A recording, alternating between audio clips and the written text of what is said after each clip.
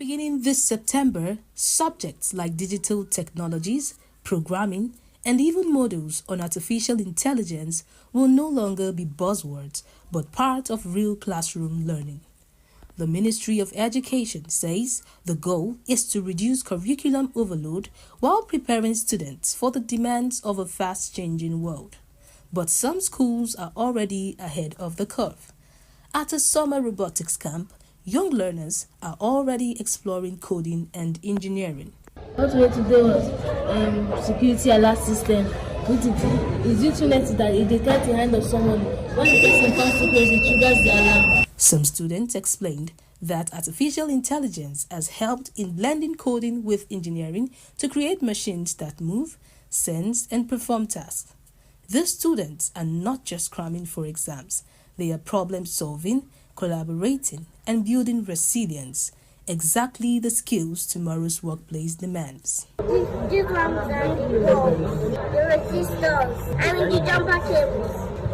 The resistors. These are the jumper cables too. The battery. This proximity sensor, it senses the stars in which you are close to the bulb, so it automatically on once you step into or come to a close distance. As the countdown to school resumption begins, the challenge for the government is turning this policy into reality, with trained teachers, equipped classrooms, and the right resources. If successful, it could mark the start of a new era in Nigerian education, where children are not just consumers of technology, but creators shaping the nation's future. Priscilla Obasi, Global Television News.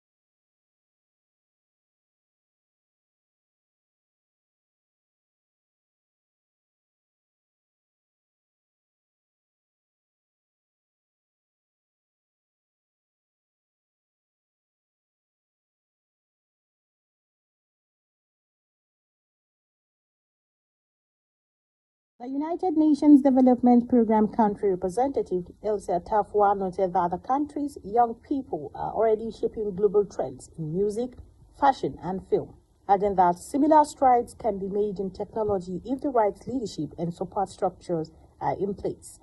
Tafwa emphasized that in today's world, leadership is no longer defined by borders but by the impact individuals and nations are able to create. This is both an opportunity and a challenge to ensure that our mineral wealth does not fuel conflict or exploitation, but instead powers inclusive growth, technological advancement.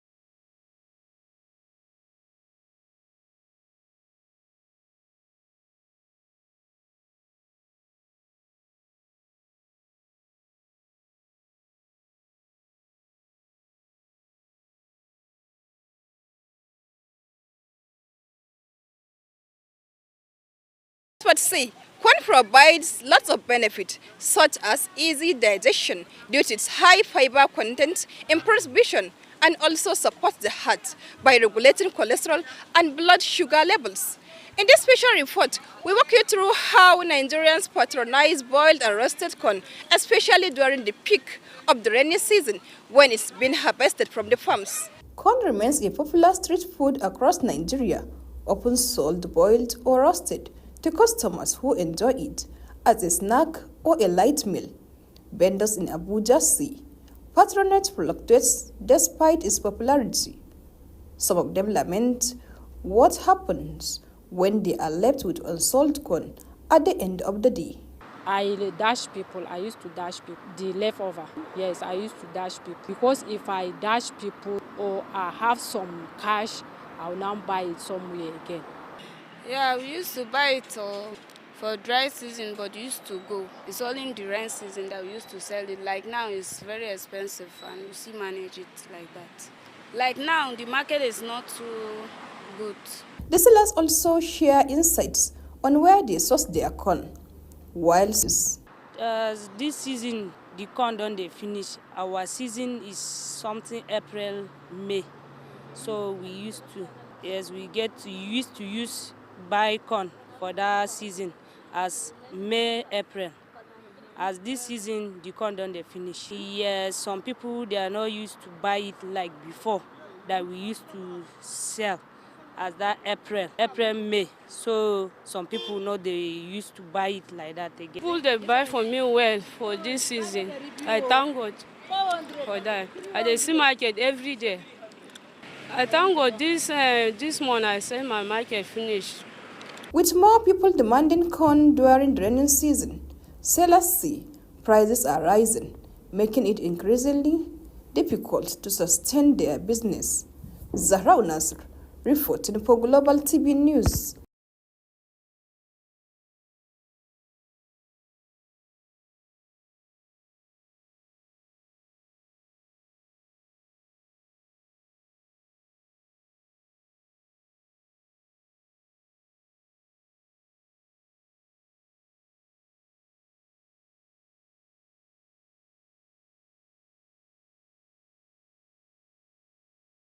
Benjamin Kalu, who was recently appointed chairman of the House Special Committee on Budget Implementation, convened a marathon meeting in Abuja with over 80 contractors and key government officials to begin payments starting from Monday.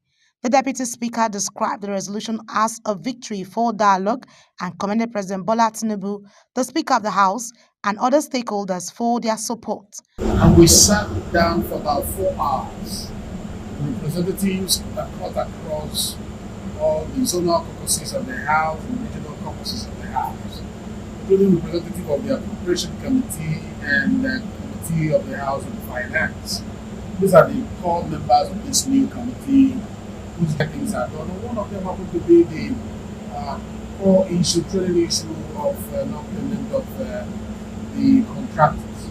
So explain to the Honorable Minister.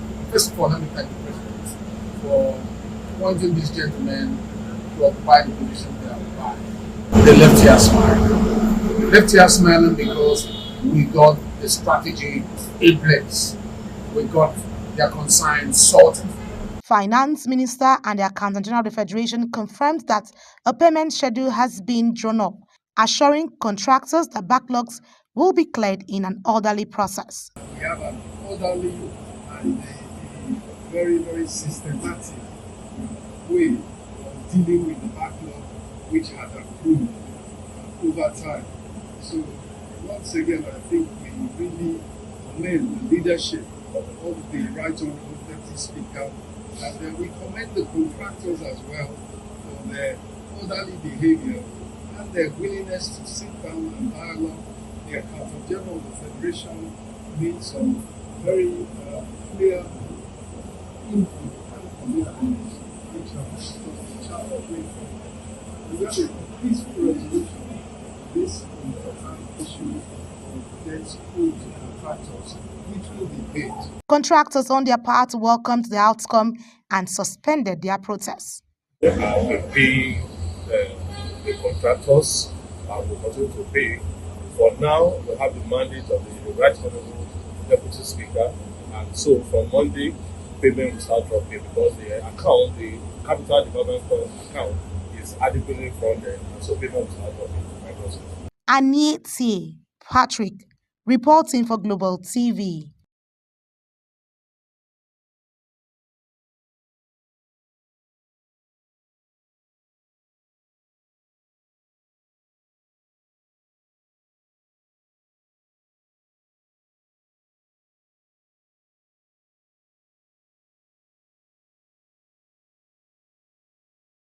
"2,000 Nigerian youths are to benefit from free training in electricity vehicle maintenance and manufacturing under a partnership between the Youth in Parliament Forum and Kawin Mobility Limited."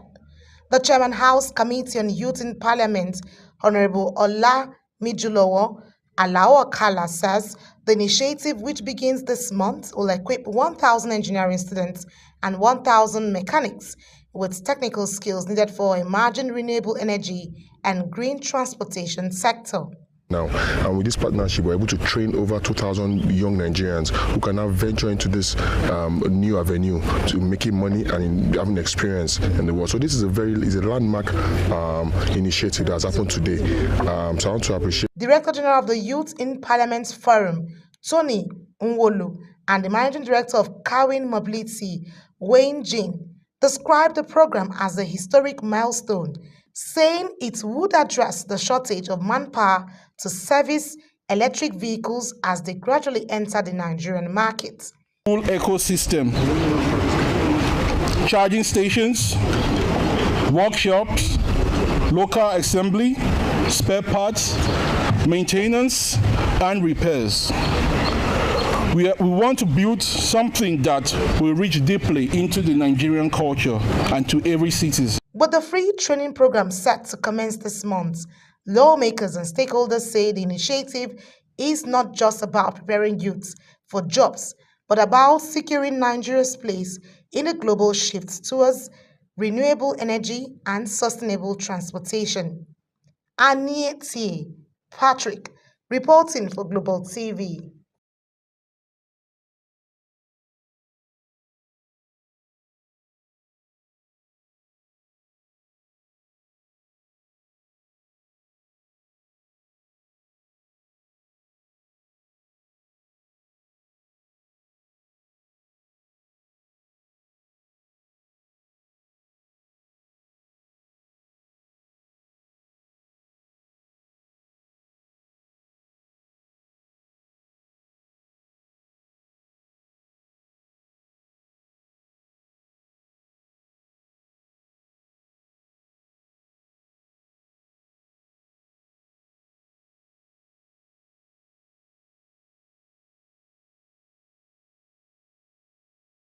The House Committee on Public Accounts, Bamidele Salam, says hosting the conference in Abuja is timely, stressing it will serve as a platform for experience sharing and advancing fiscal transparency. With the theme, Strengthening Parliamentary Oversight of Public Debt, the role of Finance and Public Accounts Committees, discussions will center on enhancing scrutiny of borrowing practices and improving debt management across the region. The whole goal, the gamut of the goal is to ensure that at the end of this conference, each of the parliament participating, each of the organization participating will go home with takeaways that will strengthen them to be able to deliver more on what the constitution of each country has placed on them to do. And of course, this is exactly what our own committee and our own institution will also be looking forward to.